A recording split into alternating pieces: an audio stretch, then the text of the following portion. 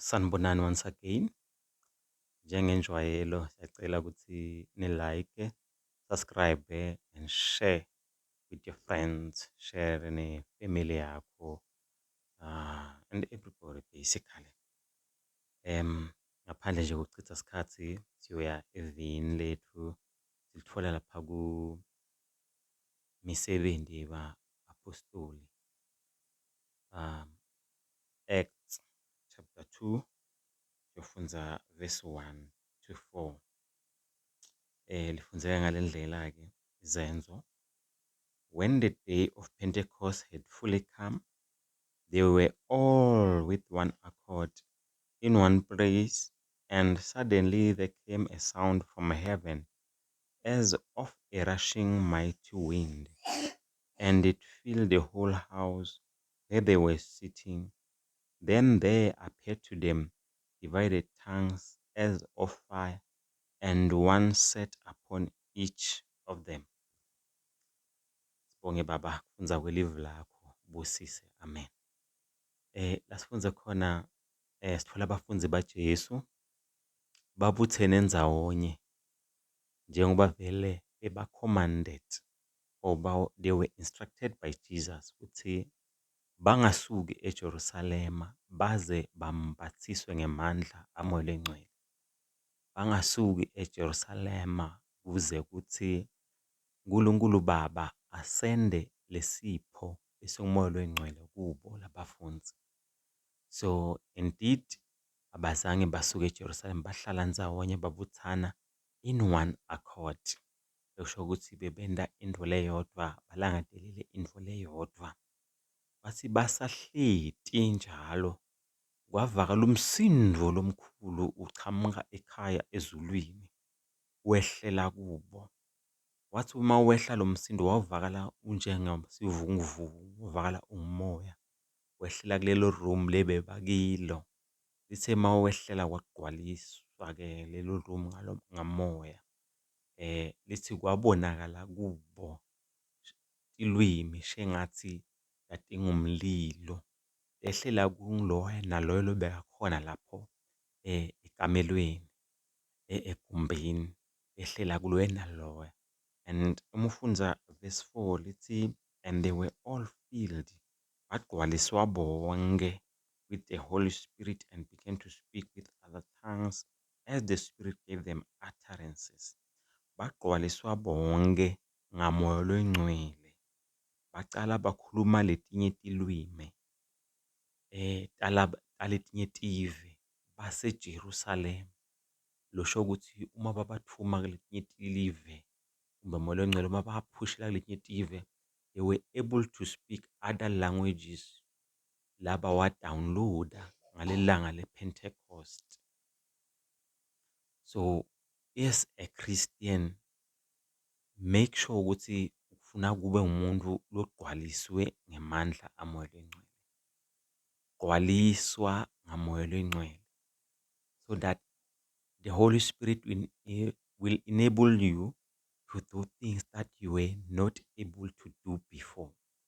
The things that you were disabled to do, the Holy Spirit will enable you to do. So gcwaliswa ngemandla amoya lwengcwele. Njengokusho kwalelivi lesilifundzako la lithi bonke bagcwala ngamandla amoya lwengcwele. We all know ukuthi kwendekani uma umKristu usagcwele ngomoya lwengcwele. Utshintsha lokuningi lokufana ne-lifestyle. Tindzawo lohambela kuto, into lebotenda tiyatshintsha because manje sekungena emoya lwengcwele. So uyakudirecta kuwe, uyakutshela ukuthi manje mina njengomuntu lomusha sekufuna uphile so. Njengababe, njengamake, njengagogo, nayi indlela yokuphila. Lokho sikuthola kumoya lwengcwele. Ngive kaningi bathi umfundisi wenu untshela ukuthi ningayendi lokhu naloku. Cha bazalwane, asitshelwa ngumfundisi. Umfundisi umane aconfirm what the Holy Spirit has already said to us. So funa ugcwaliswe ngomoya lwengcwele. So utokhona kuluseka njengemKristu. Utokhona kuhamba ungashayisi, uhambe ngendlela leNkulunkulu afuna sihambe ngayo. konke lokho ukuthola umoya lwengcwele. Ngifuna ukuthi sigijime-ke namuhla. Asifunze 2 Corinthians chapter 3 verse 17. 2 Corinthians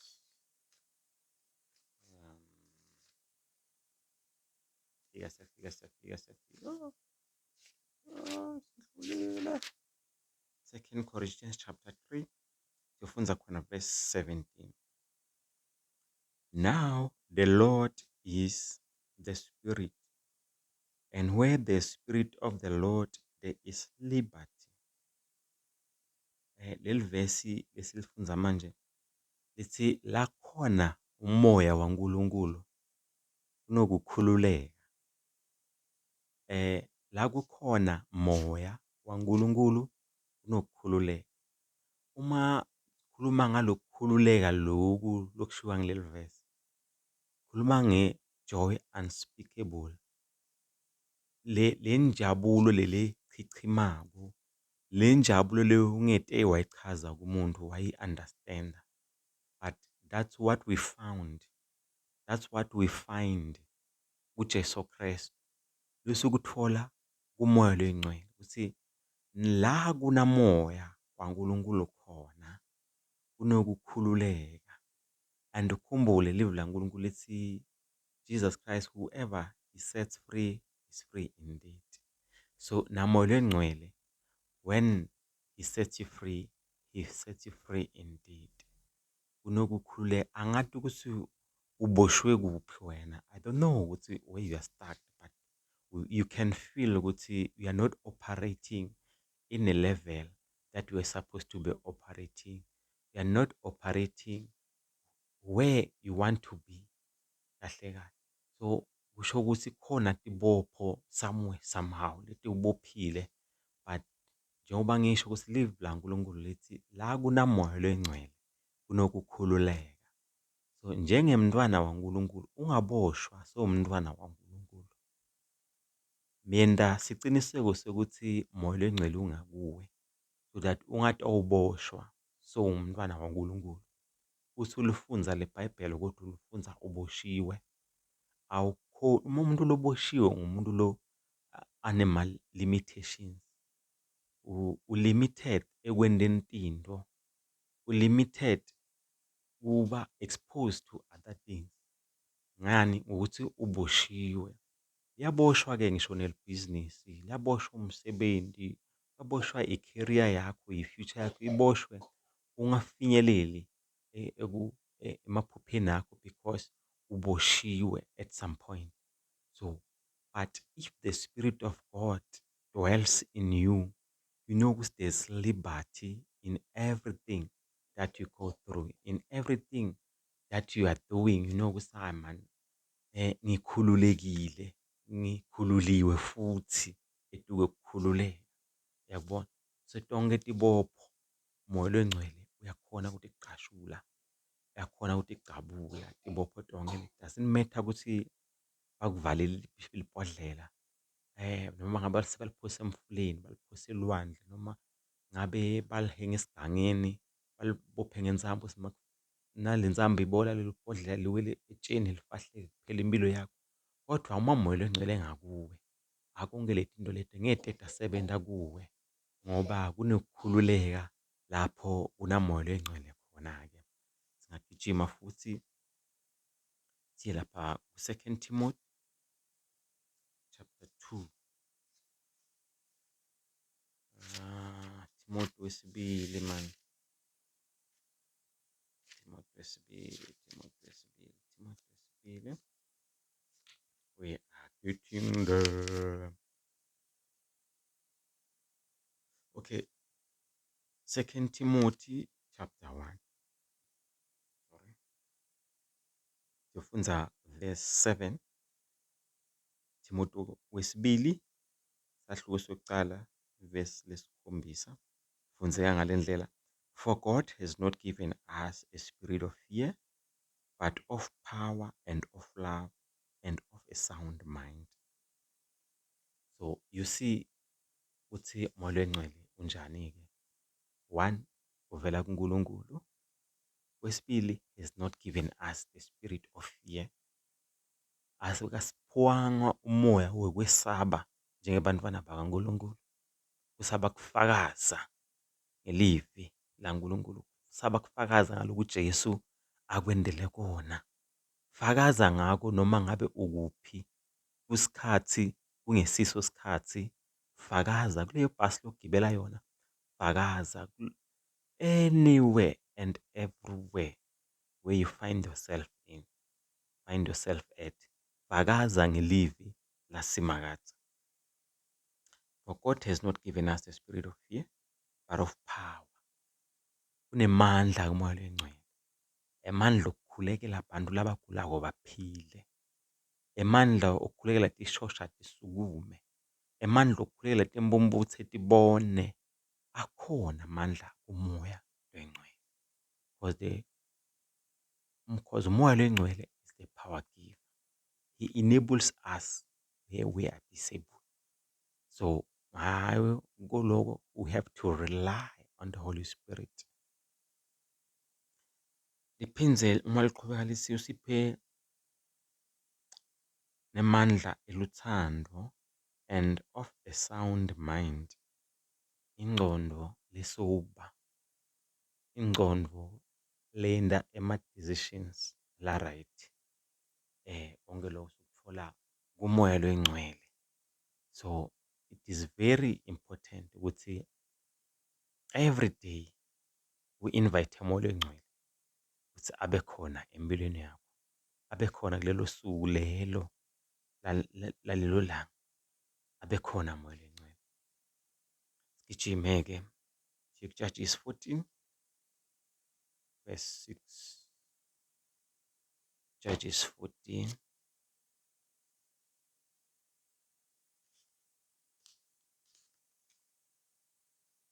Siyofunda verse 5 and 6. So Samson went down to Timnah with his father and mother and came to the vineyards of Timnah. Now, to his surprise, a young lion came roaring against him, and the Spirit of the Lord came mightily upon him, and he tore the lion apart, as one would have torn apart a young goat, though he had nothing in his hand. But he did not tell his father or his mother what he had done. So la sifunza khona, funza ngaSamsoni. Ngalinye lamalanga Samsoni waya eTimna. eTimna indzawo yema-Philistines. Yena ungum-Israyeli futhi usuke kukhempi yakhe waya kulenye ikhempi. And these two camps, they don't worship the same God. The camp of Samson yaka Israel, they worship God, capital letter God. Then bese kuba i-camp ema-Philistine where they worship a small letter God. Ba worshipa uBhaal ngala. Ba worshipa uDagoni. Wathi uma fika kuleyo ndzawo-ke Samson wabona intfombi lehle-ke, wayitsandza leyo ntombi-ke ukuthi ingaba ngumkayo. Wabese uyajika ubuyela ekhempini yakhe. Wabuyela athi wesive sema-Israyeli. Uma afika ekhaya wathi babenama-ke, ikhona intfombi lengiyibonile, ngiyitsandzile ngifuna ibe mngami. Ingale kule camp le yema-Philistine. Ngicela ukuthi ningipheleketeni nongishadisa naleyo ntombazane. Kwaba nje ne-argument phakathi endlini ukuthi sekude yini tintfombi la ekhaya yini. Sekude tintfombi yini la kwa-Israyeli sikhonza uNkulunkulu lowodwa na. Uze uhambe uthi made uhambe uyolandza intfombi kulenye ikhempu le bakhonza tithixo na. uSamsoni waqinisa inhloko wathi cha, ngifuna le ntfombi le ngiyibonile ukuthi ibe ngumfati wami. Kodwa kuko konke kunako konke vele bekulicebo laNkulunkulu ukuthi Samson ayekuthatha ngale. So now basasendleleni bahamba baya eThimna bayokubakhomba leyo ndvombi ukuthi bamshadise nayo futhi. Lithi endleleni kwavela libhubezi. Leli bhubezi leli la-attack-a Samson. So I believe ukuthi Samson excused himself kulabadali bakhe wathi, hhayi, cela chithe manje hlangana ngale phambili ngoba nale ndlela yaphambuka sohlangana phambili. Kanzi utawuhlangabetana nelibhubezi. Uma kuvela libhubezi siyazi sonke ukuthi libhubezi alidli tshani, libhubezi lidla inyama. And ukwatise phela ukuthi umuntu ulula ubulawa libhubezi, and libhubezi nalo or any predator iyathanda ukuthi i-attack-e lo ngathi into eshesha ikubulala into eshesha waste strength sayo kuwe. So uma libona Samson nalibhubezi livele nje lavele lithi, hhayi, Christmas came early this time. Awu, nangempela yabona nje ukuthi unayo idina yami la. Lathi lithi liyadla Samson, lithi ilizwi laNkulunkulu kwehla umoya waNkulunkulu wehlela kubani? USamson.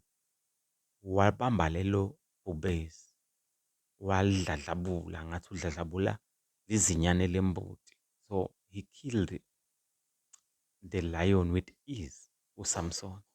Ngenxa yokuthi amandla amoya engcwele ehlele kuye. So it is very important nala kuyasikhomba nje ukuthi moya lwengcwele etempini lifana nemabhubezi la kufiwa khona uyaphila wena ngamoya lwengcwele, uyandlula uyanqoba ngamoya lwengcwele.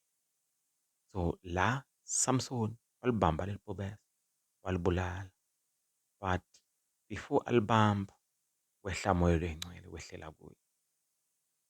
I urge you ukuthi sonke isikhathi umkhulekele moya lwengcwele ukuthi akehlele.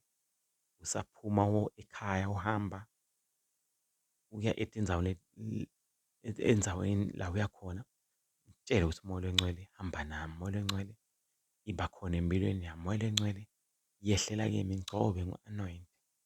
You will see things le bantu bacabanga ukuthi ngeke uphume kude.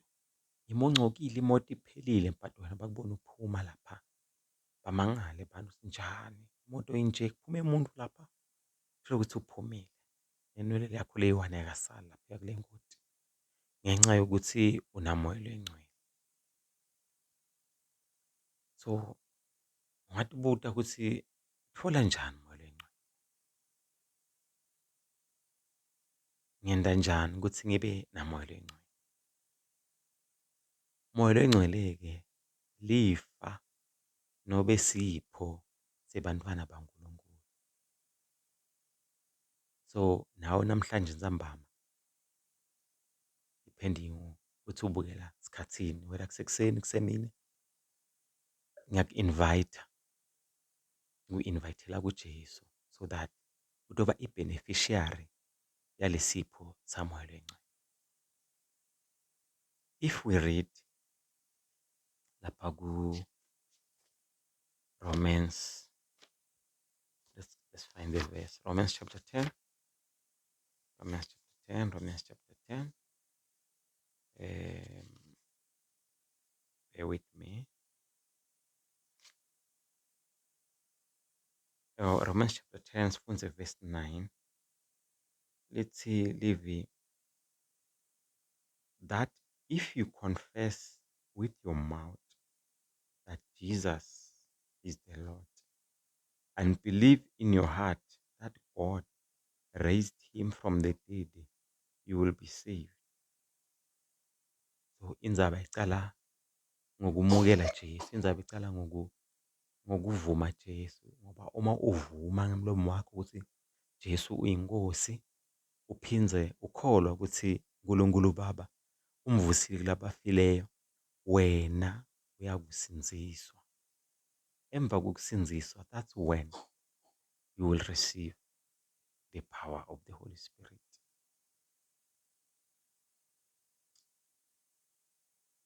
Cela ukuthi sithandaze-ke manje.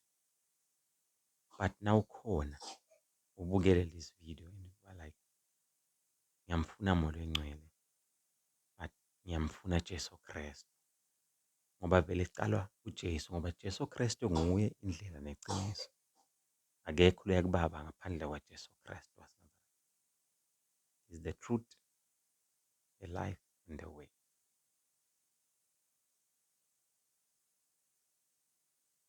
Asithandaze-ke, athandazane umuntu othi ngifuna Jesu. Thandaza nami-ke. Baba wethu losekhaya ezulwini, ngiyadinikela kuwe namhlanje nsambama. Ngiyavuma ukuthi ngisoni, ngonile phambi kobuso bakho. Ngithethelele emacala ami. Ngihlande kuwo konke kona kwami. Onke amabala langcolisa umphefumulo wami. Ngigeze wona ngengadi yaJesu Kristu waseNazaretha. Ngiyadinikela namuhla kuwe Jesu. Ngegama likaJesu. Ngegama likaJesu. Ngegama likaJesu. Ngiyatinikela kuwe Jesu Kristu waseNazaretha. Ngiyabonga ukuthi ungilandzelile masithandaza. Somukelile-ke Jesu Kristu wena manje. Let me pray with you manje. Heavenly Father, in the mighty name of our Lord Jesus Christ of Nazareth, the Son of the living God, the one who was and is to come, the author and the finisher of our faith. And namhlanje ebusuku, Lord, we pray for the anointing of the Holy Spirit that anoint us, Lord. In the mighty name of Jesus, fill us with the Holy Spirit. Fill us with the power of the Holy Ghost. We want to experience the Holy Spirit, Lord. In the mighty name of Jesus Christ of Nazareth, the Son of the living God. Holy Ghost, we invite you into our lives. Come and dine with us, Lord. We want to be your friend, Holy Spirit. Egameni likaJesu Kristu waseNazaretha, moya kaBaba, moya weliqiniso yehlela kithi right now in the name of Jesus Christ of Nazareth. Amen and amen. Peace. Siyabonga. Qhubeke ulike, usubscribe, ucommente futhi. Siyabonga.